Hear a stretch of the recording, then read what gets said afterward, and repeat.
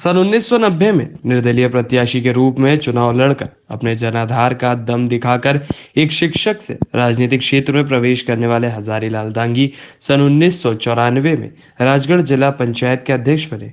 सन 1998 में कांग्रेस से विधायक रहे, लेकिन सन 2003 में कांग्रेस से टिकट कटने से नाराज हजारीलाल दांगी द्वारा कांग्रेस के हाथ को अलविदा कहकर हाथी का दामन थामकर सन 2008 में बसपा से खिलचीपुर विधानसभा सीट हेतु चुनाव लड़ा, लेकिन पराजय हाथ लगी। फिर हजारीलाल दांगी द्वारा बसपा छोड़ भाजपा का दामन थामा और सन 2013 में भाजपा से लड़कर कांग्रेस के दिग्गज प्रियवर सिंह को चुनाव हराया। लेकिन 2018 का पिछला चुनाव फिर कांग्रेस के प्रियवर सिंह से हारने वाले हजारीलाल दांगी इस बार 2023 के चुनाव में तीसरी बार भाजपा से प्रत्याशी हैं।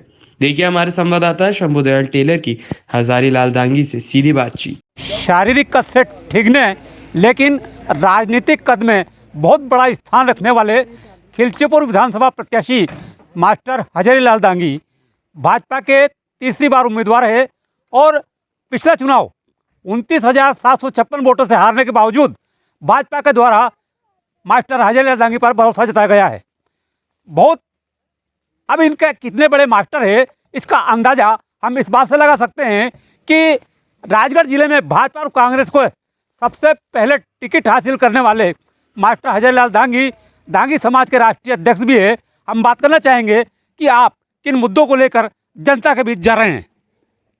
भारतीय जनता पार्टी की जो वर्तमान सरकार है जी, और केंद्र में माननीय नरेंद्र मोदी जी की जो सरकार है जी, इनने जो विकास के काम किए हैं, हाँ, जो विकास इस क्षेत्र में देश आज़ाद हुआ है तब से राजगढ़ जिले में जो विकास के काम नहीं हुए थे जी, वो इस पीरियड में भारतीय जनता पार्टी की सरकार ने जो काम किए हैं, काम जो हुए हैं उनको लेकर के हम जनता के बीच में जा रहे हैं।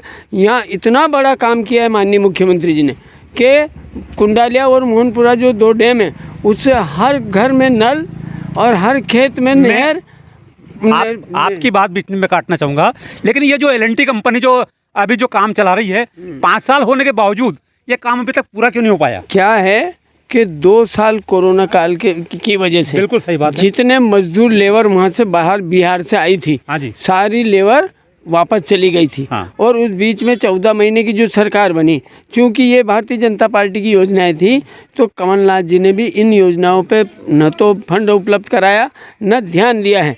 इस वजह से ये काम डिले हुआ है। ग्रामीण क्षेत्र में आपको कैसा लग रहा है? आप पिछला जो 29,756 वोटों का जो अंतर है उसको इस बार किस तरह से पाटेंगे? मेरे को तो बहुत अच्छा लग रहा है, हाँ। लेकिन मैं आपसे एक प्रार्थना करूंगा। अभी एक गांव में आपने भी जो स्वयं ने देखा है कि वास्तव में लोगों में कितना उत्साह है जी। लोगों में नहीं, लाडली बहनों का कुछ रुझान दिख रहा है भाजपा के प्रति? आपने खुद ने देखा है। मैंने तो देखा। लाडली बहनों ने एक बात कह दी कि भले कोई आ जाए तो माँ के अलावा दूसरा वोट दें ही नहीं, क्योंकि अगर दूसरा देना तो दबी जुबान से आप पर या फिर कहीं खुले मंच से लोग जातिवाद का आरोप लगाते हैं। क्या कहना चाहेंगे आप? मैंने जातिवाद का कोई पक्षधर नहीं हूँ जी। मैं सबका साथ, सबका विश्वास, सबका विकास को ऐसे इस मंत्र को लेके साथ चलता हूँ। और इस पूरे क्षेत्र की जनता किसी वर्ग का भी हो, सबको साथ लेके चलने के कारण ही आज लोगों में इतना उत्साह है।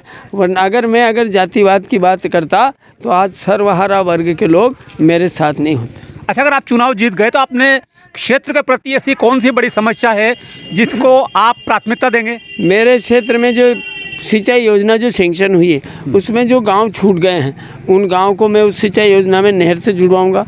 सड़कों में जो अभी बचे हुए गांव हैं उनको जुड़वाऊंगा। शिक्षा के क्षेत्र में जहाँ भी स्कूलों की ज़रूरत है, CM राइज स्कूल की, कॉलेज की, वो खुलवाऊंगा।